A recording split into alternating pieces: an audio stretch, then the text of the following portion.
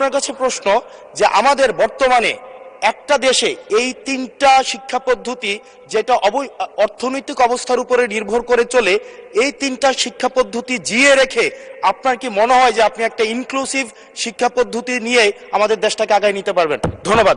যদিও তিনি ব্যাপকভাবে প্রশ্ন করেছেন, আমরা আশা করি মহান সংসদে এই বিষয়গুলি আলোচনা হওয়ার প্রয়োজন রয়েছে এবং তিনি করছেন।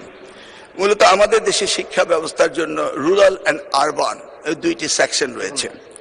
এখন গ্রামীণ জনপদে যে প্রতিষ্ঠানগুলো রয়েছে সেখানে প্রি প্রাইমারি স্কুল রয়েছে এবং ছাত্র সংখ্যা এতটা কম্পিটিটিভ নয়, সে কারণে সেখানে ভর্তি সমস্যা তেমন একটা হচ্ছে না।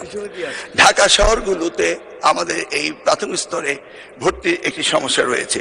এই জটিলতা নিরসনের জন্য বিগত সরকার লটারি সিস্টেম করেছিল, যেটা আদৌ আমার মনে হয় না যুক্তিসঙ্গত।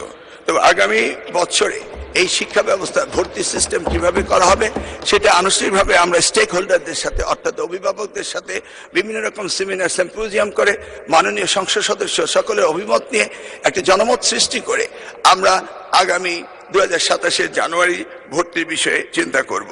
তিনি আরেকটি বিষয় উপস্থাপন করেছেন, আমাদের 3 ডাইমেনশনাল যে শিক্ষা ব্যবস্থা রয়েছে সেটাকে সমন্বিত করা। ধর্মীয় অনুভূতিতে ইবতেদায়ী রয়েছে, মাদ্রাসার মধ্যে রয়েছে, কওমিতে রয়েছে, ইংলিশ মিডিয়াম রয়েছে, বাংলা মিডিয়াম রয়েছে। সবগুলিকে সমন্বিত করা একটি জটিল ব্যাপার রয়েছে। তবু আমরা ইতিমধ্যে কমিটি করেছি ইংলিশ মিডিয়াম স্কুলগুলোকে সরকারের আওতায় এনে তাদেরকে কিভাবে আমাদের যুগোপযোগী শিক্ষা ব্যবস্থা বাংলাদেশের দেশের নিয়ম কানুন মেনে করা যায় সেই বিষয়ে আমরা কাজ করছি। ইতিমধ্যে আমরা কমিটি গঠন করে তাদের সাথে যোগাযোগ করছি। দ্বিতীয়টি হলো ইবতেদায়ী শিক্ষা ব্যবস্থা, সেটাকেও আমরা ইতিমধ্যেই আমরা সেই বিষয়ে ব্যাপক কাজ শুরু করেছি। আর কওমি শিক্ষা ব্যবস্থাকে কিভাবে অন্তর্ভুক্ত করা যায়, কারণ একটি দেশে বিভিন্ন শিক্ষা ব্যবস্থা না থেকে কিভাবে শিক্ষা ব্যবস্থা সমন্বিত করা যায় সেই ব্যাপারে সরকারের পক্ষ থেকে প্রচেষ্টা এবং উদ্যোগ আমরা নিচ্ছি। ইনশাআল্লাহ আগামী দিনগুলোতে পর্যায়ক্রমে আপনারা দেখতে পাবেন। আপনাকে অশেষ ধন্যবাদ।